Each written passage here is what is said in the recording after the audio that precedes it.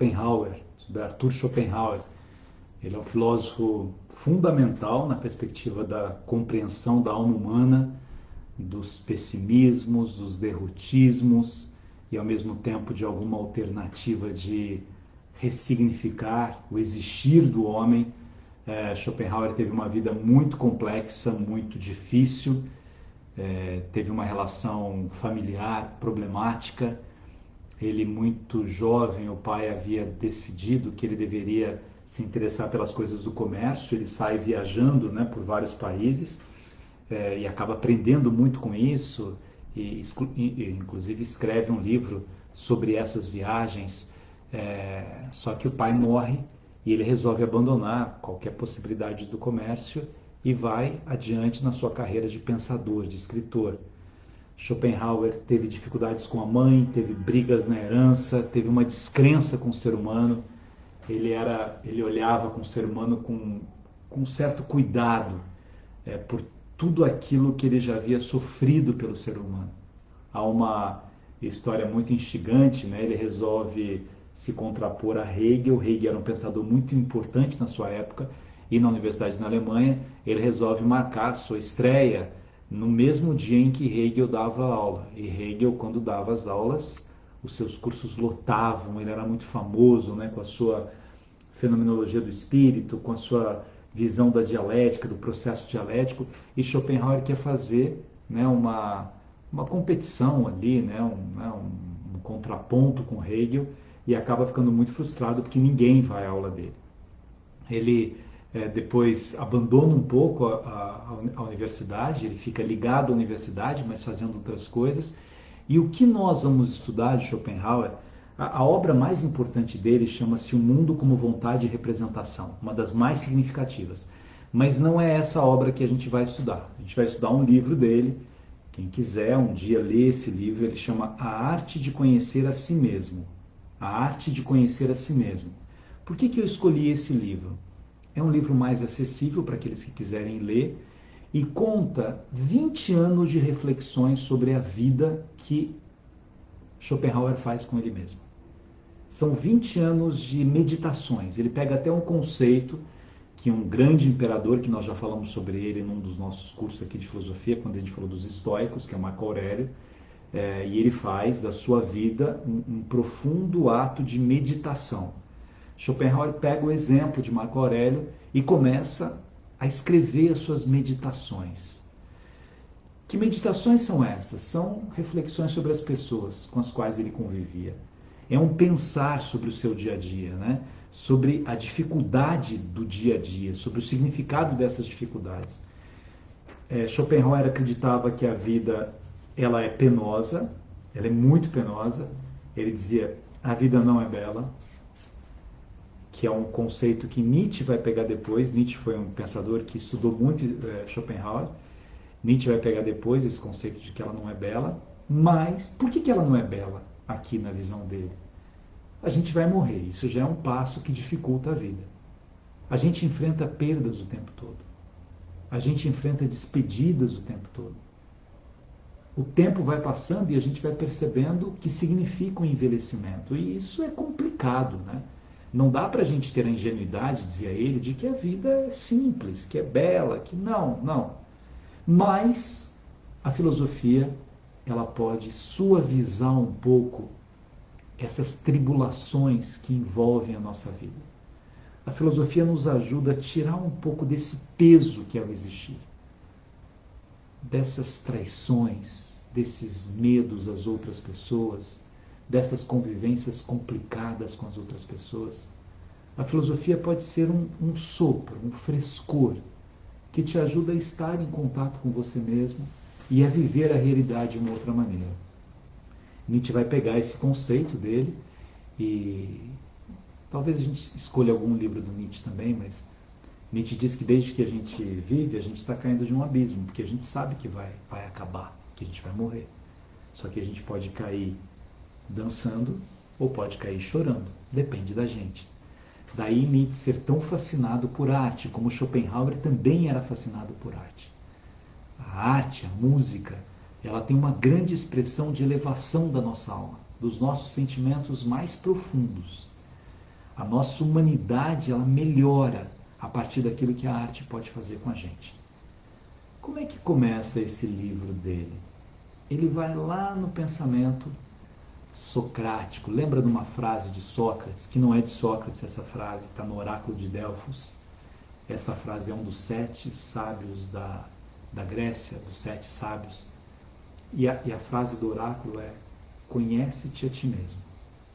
E aí Sócrates pega essa frase do conhece-te a ti mesmo e a partir dela ele vai fundando a sua dimensão antropocêntrica. As coisas estão em mim, eu preciso me conhecer. Então esse livro dele, A Arte de Conhecer a Si Mesmo, é uma viagem no autoconhecimento. Como é que eu faço para me conhecer? A visão dessa frase, conhece-te a ti mesmo, vai nos levar, segundo ele, a compreender o sofrimento. Na visão de Schopenhauer, o sofrimento ele é mais importante do que a felicidade. Olha, a gente falou muito de felicidade quando a gente falou de Aristóteles, né? Mas hoje vamos defender Schopenhauer. Por quê? Porque a felicidade ela é quebrada a qualquer instante. A felicidade ela se transformou num instante. Você pode estar feliz, mas no conceito de Schopenhauer de felicidade. O de Aristóteles é um pouco diferente. Aristóteles ou você é feliz ou não é, e é para a vida toda. Na visão de Schopenhauer, você está vivendo aquele momento de felicidade e alguma coisa quebra a sua felicidade. Que coisa é essa? Você ficou sabendo que alguém traiu você. Você pediu alguma coisa para alguém e essa pessoa não deu aquilo que você pediu. As frustrações que você há de enfrentar na sua vida, elas vão quebrar o que significa felicidade. Então, o sofrimento é melhor do que a felicidade. Por quê? Porque o sofrimento te torna nu. O sofrimento tira a euforia de você. O sofrimento faz com que você seja uma pessoa mais profunda. O sofrimento faz com que você reflita sobre essas feridas que doem tanto e que você sonha em que um dia elas se transformem em cicatriz. O sofrimento te traz profundidade. E o ser humano, na visão dele, nesse processo do autoconhecimento, precisa desta profundidade. Vamos aqui ao início desta obra. Isso é a introdução, né, do que ele diz. O início da obra, primeira página, ele diz o seguinte: querer o menos possível e conhecer o mais possível, eis a máxima que conduziu minha trajetória de vida. Olha que bonito isso. Querer o menos possível. Quanto mais coisas eu tenho, mais escravo das coisas eu sou. Quanto mais poder eu tenho, mais escravo do poder eu sou. Quanto mais bens materiais eu tenho, mais escravo dos bens materiais eu sou. Então, dizer, meu objetivo, o que eu fiz é querer o menos possível e conhecer o mais possível. O conhecimento, ao contrário das posses que nós temos, não nos limita. As posses nos limitam. Agora eu tenho uma bicicleta que eu preciso tomar conta dela. Eu tenho uma outra moto, eu tenho que ver onde é que eu vou deixar essa moto. Eu tenho, enfim, eu estou levando uma bagagem para uma viagem, são 3 malas, eu preciso tomar conta das 3 malas. Isso são coisas. Quanto mais conhecimento você tem, aí é o contrário, mais leve você é. Então, ele tem como meta de vida que a vida dele é uma vida destinada a questões intelectuais, não a questões da posse. Fernando Pessoa chega a dizer isso no momento em que oferece um emprego para ele, que ele ganharia muito mais. Ele diz, não, eu nasci para escrever. Eu preciso ganhar o suficiente para viver. O resto do meu tempo eu quero escrever. Já nos primeiros anos de Schopenhauer, de minha juventude, notei que enquanto todas as outras pessoas aspiravam a bens exteriores, eu não me dirigia para tais bens, pois trago em mim um tesouro infinitamente mais valioso do que quaisquer bens exteriores. Trata-se apenas de desenterrá-lo, para o que as primeiras condições são formação espiritual e ócio total, portanto, independência. Eu quero ser livre. Sartre vai usar esse mesmo conceito quando ele recusa receber o Prêmio Nobel de Literatura.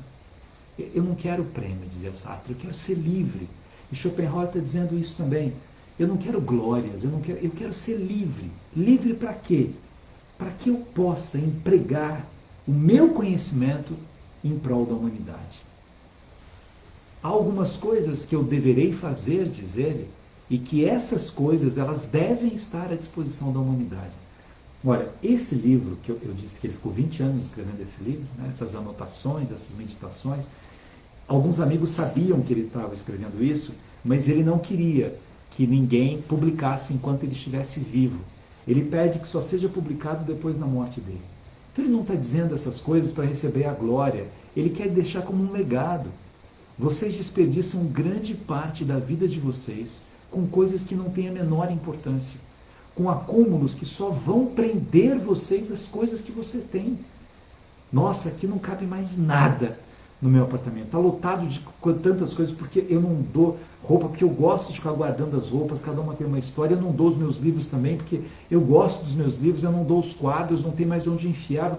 É isso, acúmulos, acúmulos. Os acumuladores desperdiçam esse frescor do que é ter uma vida livre.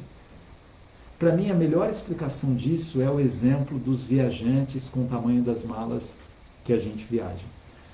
A gente vai, né, geralmente você diz que os viajantes menos experientes, eles querem levar tanta coisa numa viagem, que aí não cabe numa mala, leva 2 malas, tal. Aí chega lá no aeroporto, desce com aquelas 2 malas, às vezes com 3 malas, mas tem roda, aí tem que pegar um trem. Vai pegar o trem, já cai uma, pega a outra, não cabe lá, não vai. Aí de repente você olha uma pessoa com uma malazinha pequena, coube tudo ali, e fala assim, meu Deus, eu com esse sofrimento para levar tudo isso. Mas para que você tem que levar 15 camisas numa viagem? Não, eu trouxe só 7 calças jeans, né? Uma por dia, mas você pode levar uma só.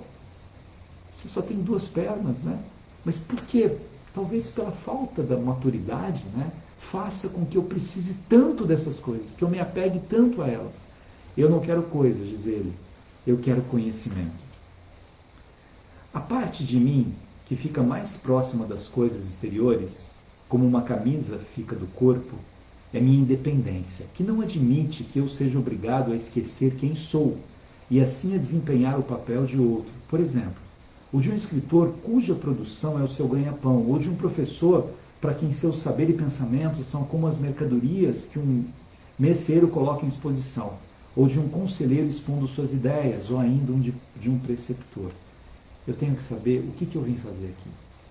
E quando eu descobrir o que eu vim fazer aqui, eu preciso colocar as minhas energias naquilo que eu vim fazer aqui. E não me distrair com coisas que não me levam a lugar nenhum. Com coisas que só me darão problemas.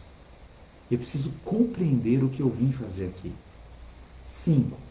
Como para mim as pessoas com quem vivo nada podem ser, eu estou dando esses números porque quem tem o livro é a forma com que ele marca suas reflexões. Então vocês podem acompanhar do livro de vocês também.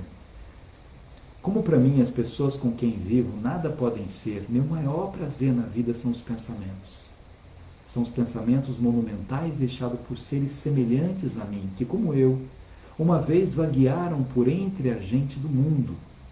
Sua letra mais morta afeta-me de maneira mais familiar do que a existência viva dos bípedes. De fato, a um imigrante, a carta recebida do país natal faz muito mais sentido do que a conversa com os estrangeiros que o cercam. A gente perde muito tempo conversando com pessoas.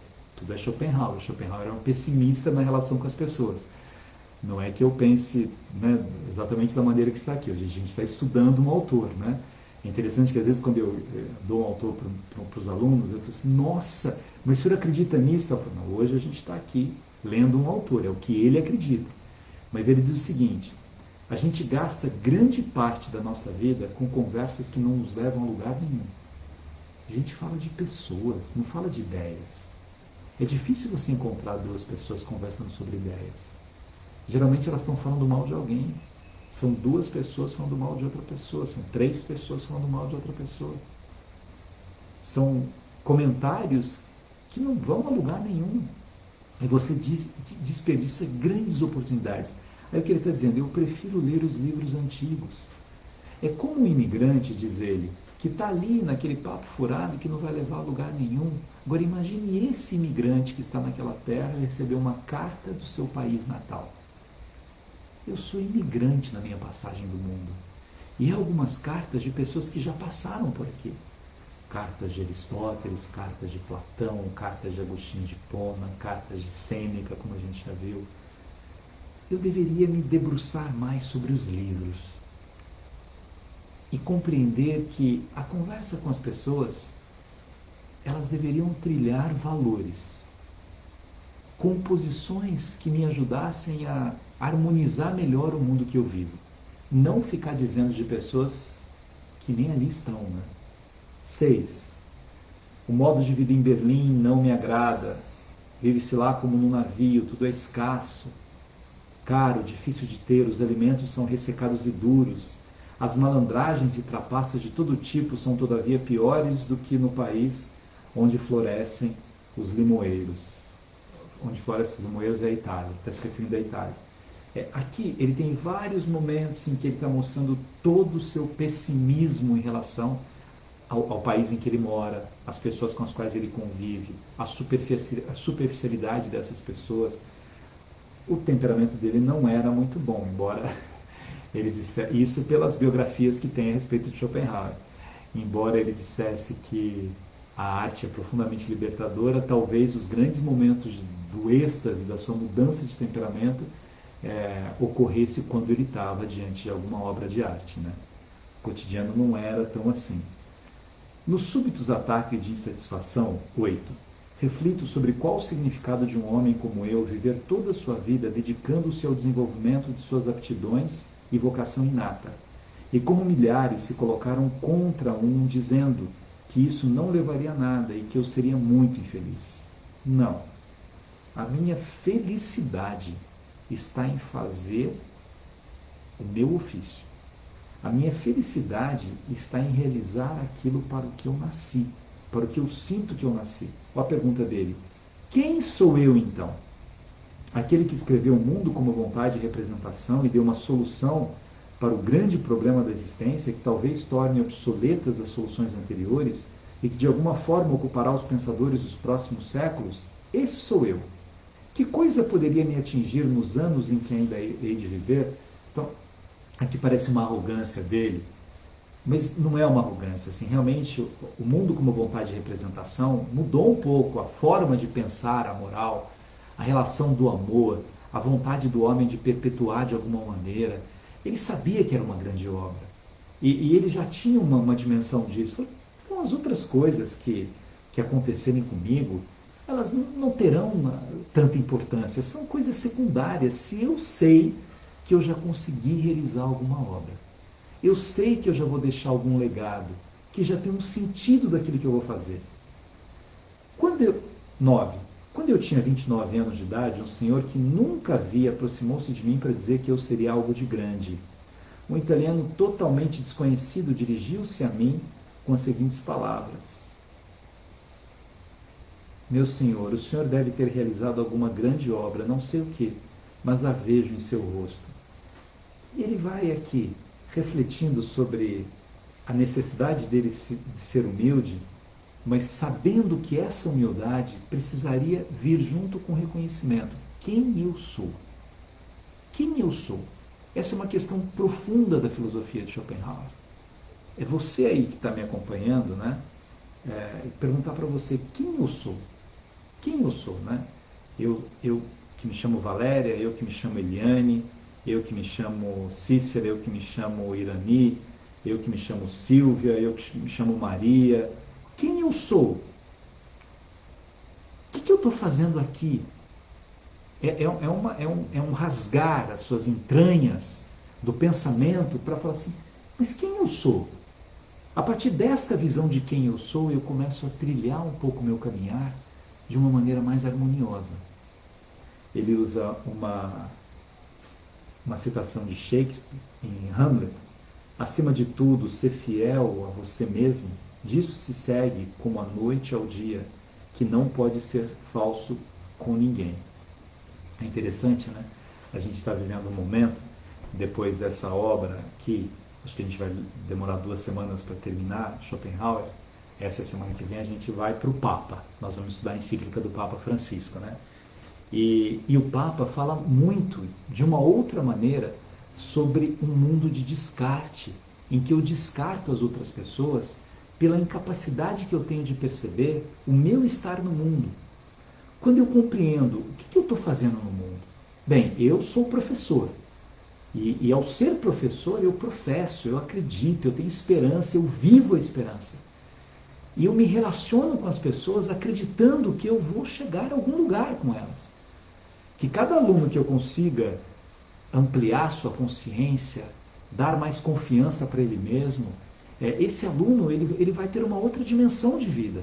Eu sou enfermeiro e eu sei que cada dia que eu posso me cansar com aquilo que eu faço, mas eu dou um significado à vida de outras pessoas e a partir do significado à vida de outras pessoas que eu dou, eu ressignifico a minha vida. Eu vou me ressignificando o tempo todo, mas porque eu sei quem eu sou. Se eu não souber quem eu sou, o que eu vou fazer? 11. A vergonha do desprezo lhes é natural e todos ficam atentos para que ninguém os considere inferior àquilo que eles mesmos acham de si. Eles se fixam no seguinte: sou igual a qualquer um e morra quem me desprezar. Desprezai-me se podeis, mas o risco é vosso, não meu. Ele está explicando aqui o seguinte: olha, quando eu falo que eu preciso me conhecer, não significa que ao me conhecer eu devo desprezar as outras pessoas.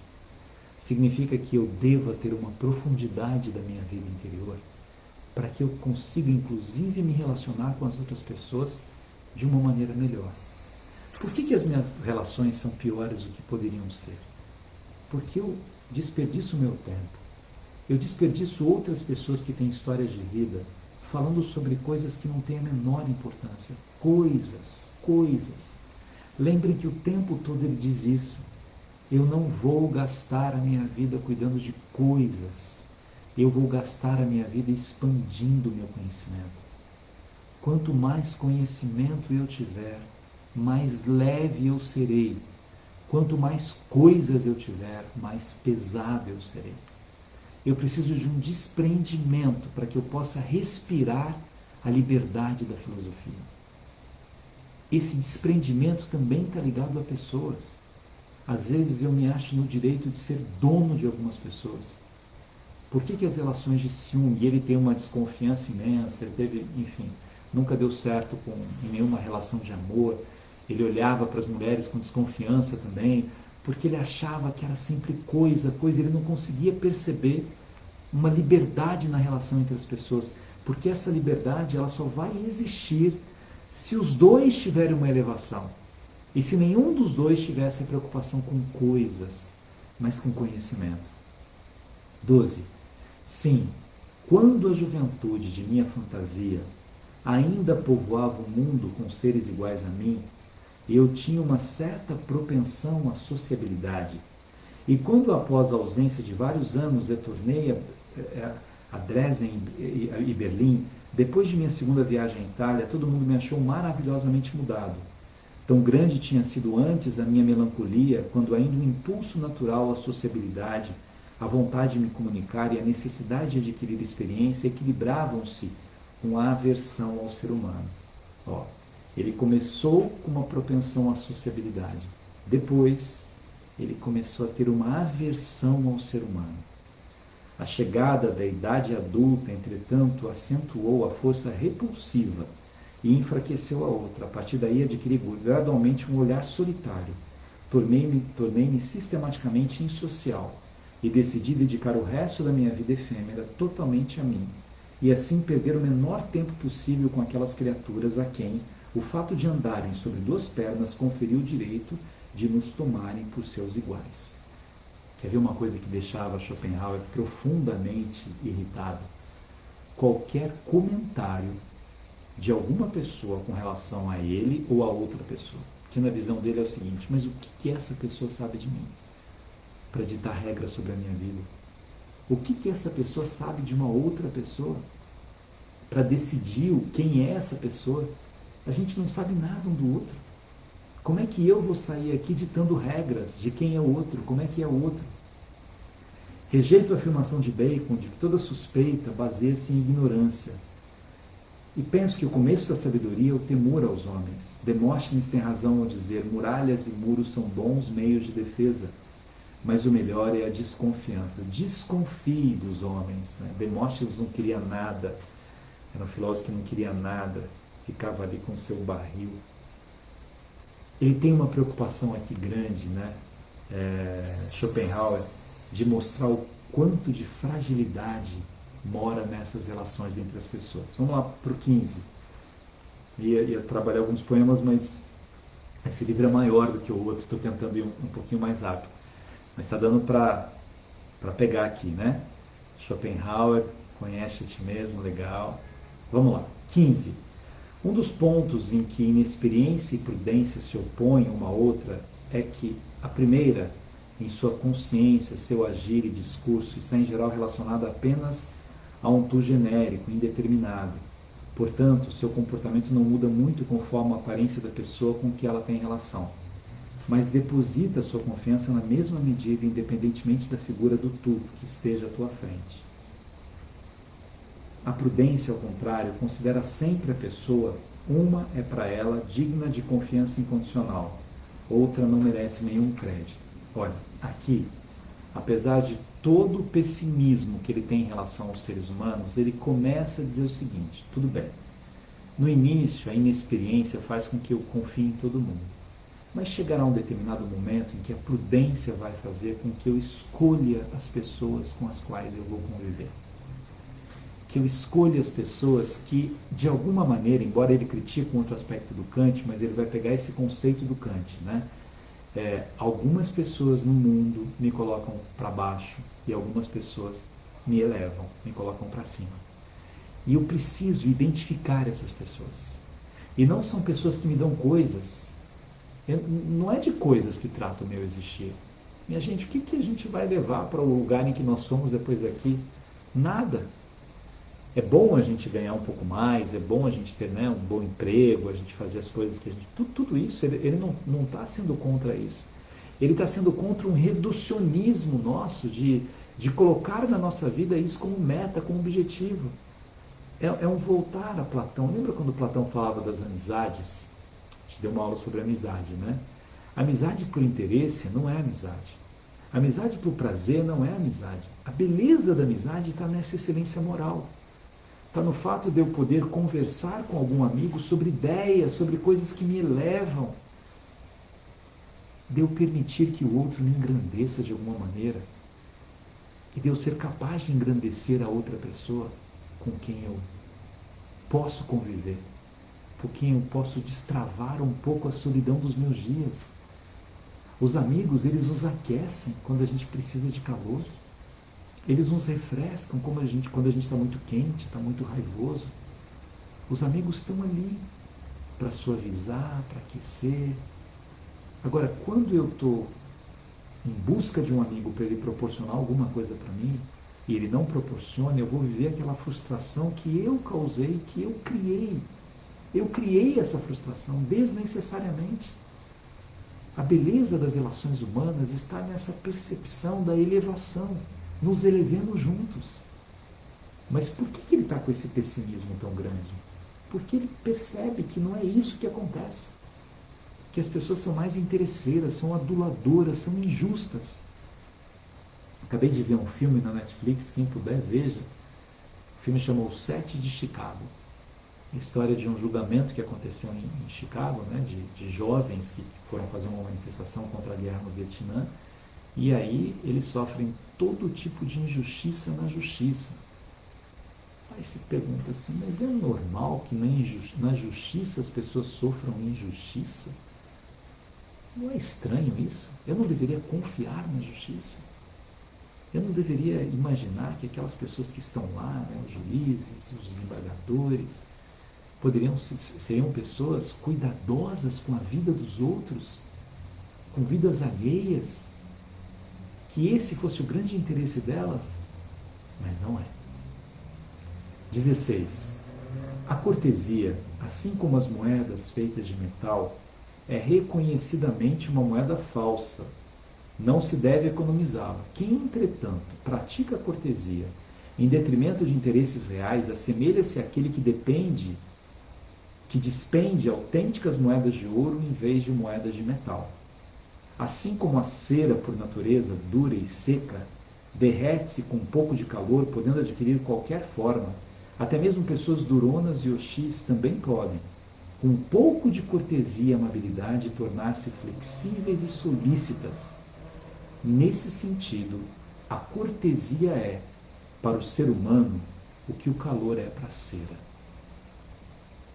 Vamos entender só o que é essas moedas feitas de metal, falsas. Ele não está falando mal da cortesia. Ele está dizendo que você pode até jogar, não tem problema. Quanto mais melhor, quanto mais melhor. Não é uma moeda que você tem que guardar para você mesmo, a cortesia. E a cortesia, ela é para o humano o que o calor é para a cera, derrete. Mesmo algumas pessoas, né, mais sisudas, mais fechadas, a cortesia de outras pessoas tem um poder imenso. Lembra do poeta do Rio de Janeiro? Gentileza, gentileza gera gentileza. É o que ele está dizendo. A cortesia vai fazer com que você quebre algumas amarras que outras pessoas venham a ter. Amarras essas que impedem essas outras pessoas de perceberem o bom da vida. A vida não é bela, já disse aqui, foi o que ele disse no começo. Mas eu suavizo a vida. Eu consigo dar um outro tom para a vida.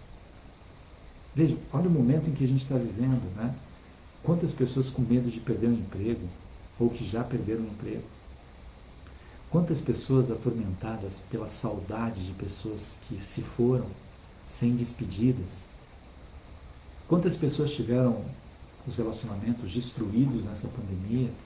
O mundo em que a gente está vivendo. Quantas interrogações povoam a nossa cabeça. O que eu faço com isso?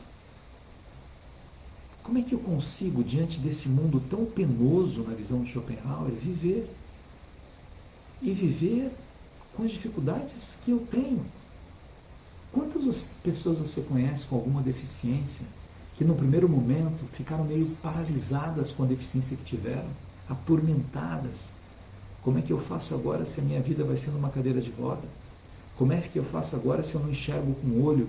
Como é que eu faço agora se eu tive que amputar o braço? Como é que eu faço? Enfim, qualquer que seja a deficiência que de uma hora para outra venha na minha vida e de repente passa um tempo. E você percebe essa mesma pessoa que era inflamado contra a vida, contra o destino dela, e ela ressignifica a sua forma de viver. Quantas pessoas que, mesmo diante das dores da doença, elas prosseguem com galhardia, com inteireza, até por uma gentileza que ela tem com ela mesma, uma cortesia que ela tem com ela mesma. Eu não vou deixar de viver, mesmo sabendo que a minha vida agora está limitada, que os meus movimentos estão limitados, que eu terei que conviver com essa doença, que eu vou ter que tomar remédio sempre com isso. Não é horrível? De uma hora para outra vem o médico e fala assim para você, olha, esse remédio vai te acompanhar para o resto da vida, você não pode ficar sem usar isso. Nossa, tudo bem, seja cortês com você mesmo, compreenda essas limitações que vão surgindo. Não é belo, não é o que eu queria, não é o que eu planejei para mim. Mas aconteceu. Alguém que você ama e que te abandonou por alguma razão. Um emprego que você ama e de repente você foi demitido. Seja cortês com você mesmo. Seja cortês com você mesmo. Josélia, um beijo para Mongaguá. Amei estar com vocês em Mongaguá, foi incrível. Vamos lá, 17. Mais um pouquinho só, eu queria ter metade hoje para a gente terminar na semana que vem. No 17 ele diz o seguinte: o conhecimento da sentença, o homem é o lobo do homem, para muitos algo acidental, no meu caso baseia-se no instinto necessário. E assim como aqueles que temem bestas ferozes sem as odiar, assim se passa comigo em relação aos seres humanos. Eu temo, mas não odeio. Eu temo os seres humanos. Um desprezo deveras profundo, consequência de uma visão clara e nítida da inacreditável miséria de sua disposição moral, da enorme limitação de seu entendimento e do egoísmo sem limite de seu coração, que origina a injustiça gritante, inveja e maldade tacanha, que às vezes chegam a raias da crueldade. Você fala, nossa, mas é pessimismo demais. Não, vamos entender. Depois, na semana que vem, a gente vai a um lado mais leve dele, mas talvez seja importante a gente compreender isso e talvez a gente passe por isso em muitos momentos na nossa vida. Você olha para as pessoas e você pensa exatamente isso, não é possível. É inacreditável a miséria moral dessas pessoas.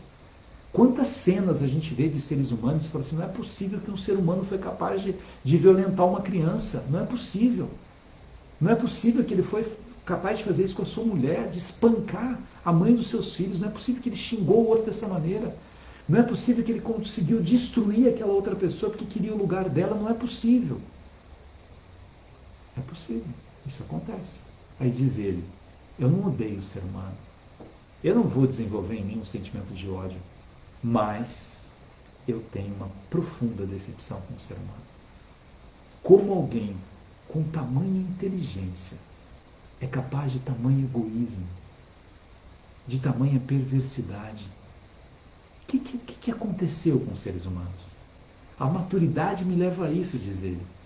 Eu fui convivendo com pessoas e ficando extasiado diante dessas pessoas que só pensam em coisas, só brigam por coisas. Rousseau já falava isso, né? As guerras não são de um homem contra um homem, é de coisa contra coisa. E o homem é um objeto daquela coisa para guerrear com outros homens. No mundo em que pelo menos 5/6 das pessoas são canalhas, nécias ou imbecis, é preciso que o retraimento seja a base do sistema de vida de cada indivíduo do outro sexto restante. Olha aqui o pessimismo. No mundo em que pelo menos 5/6 das pessoas são canalhas, nécios ou imbecis. Só sobra um sexto aí. Que são pessoas que conseguiram, de alguma maneira, um processo de elevação. Quanto mais o homem se isola da companhia dos homens, melhor ele se sente. Uma felicidade grande e rara é, portanto, possuir tanto em si que não se é impulsionado pelo fastio interior ou pelo tédio a procurar a companhia dos homens. É uma tristeza, diz ele, aqueles que saem atabalhoadamente procurando alguém. Isso é uma coisa muito comum de acontecer. Eu vou parar aqui. É uma coisa muito comum de acontecer. A gente vai entrar no 19, né? O que é muito comum de acontecer? Eu perdi alguém que eu amo, por exemplo, e eu entro em liquidação. Eu fico enlouquecido atrás de alguém. Eu escrevi a minha crônica desse domingo, né, falando de uma história de cacos de vida que vão caindo. De alguém que o maior medo é chegar em casa e ficar sozinho. Mas por que esse medo? Por que você tem medo de ficar com você mesmo, de conversar com você mesmo, de compreender um pouco você, de saber o lugar em que você está? Por que você tem esse medo? Por que você tem necessidade o tempo todo de sair enlouquecidamente em busca de alguém? Que desperdício de vida! As pessoas que chegam, elas precisam ir para uma boate à noite, para um bar, para qualquer lugar, né? Não é que elas têm que ir para se divertir, elas têm que ir porque elas precisam conquistar alguém. Por quê? Para quê? Ah, mas você está dizendo que é errado uma visão de Schopenhauer então e ter alguém? Não. Que aconteça. Que você esteja bem com você mesmo, para a partir do momento que você consegue ter uma vida interior, você encontrar alguém que te suavize e que te aqueça, que te suavize quando necessário, que te aqueça quando necessário. Não alguém que é um pedaço do seu cobertor, um pedaço de um buraco do seu cobertor e que vai preencher alguma coisa em você. Não, ele é ele, você é você.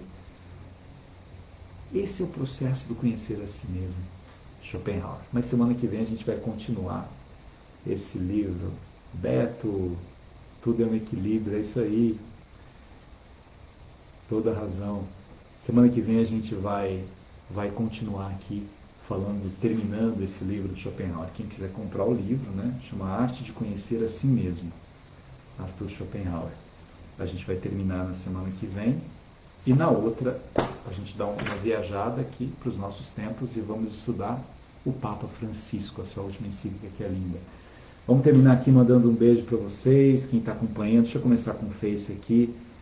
Quem puder, coloca o nome da cidade aí para a gente mandar um beijo para a cidade também. Obrigado, Cícero Assunção. Rosmaria, meia aula, ser livre para poder amar o outro. Cícera, concordo. Raimunda, professor, um beijo. Aqui é a Joana Dark de Santo André, gratidão pelas excelentes aulas. Kátia, amei. Helena, obrigado. Fátima, valeu. Pati, muito obrigado. Aldrey, Salvador, Salvador, cidade linda. Candice, Goiânia, saudade de Goiânia também. Manu de Jequié, Bahia, tive 2 vezes em Jequié, feira de literatura, né? Marileide, Americana, aí também tive Americana, Juju de Rio Claro, Maria de Londres, de São Paulo, Márcia, obrigado, Cláudio, São Vicente, valeu, gente, uma ótima Paraíba, João Pessoa, Paraíba, obrigado, obrigado, Recife, Pernambuco, Vitória da Conquista. Nossa, eu conheço bem o Brasil, eu já estive em todas as cidades. Linda cidade de Natal, valeu. Então ficamos por aqui. Semana que vem, segunda que vem, a gente termina esse livro de Schopenhauer, A Arte de Conhecer a Si Mesmo. Quem não tem um livro e quiser dar uma pesquisa, uma pesquisada aí na internet, tem muitos textos deles, muitas frases. Tome um pouco de cuidado com frases que eles inventam de quem é a frase, né? Mas vocês vão entender um pouquinho desse pensamento de Schopenhauer. Obrigado, beijo para vocês.